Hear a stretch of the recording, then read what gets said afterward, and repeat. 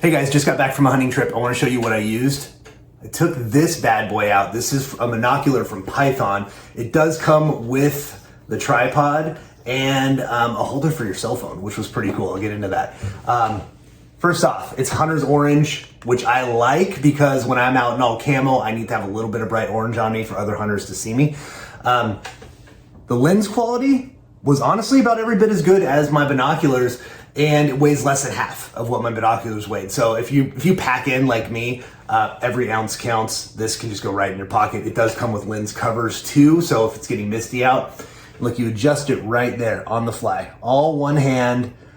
And as far as going back to the lens quality, I even got some night shots. It works good at night. I was able to hook up my cell phone to it, bring back some videos of some deer for my kids, and they loved seeing that. Worth it. Gotta check them out. Get one of these in your pack. You won't regret it.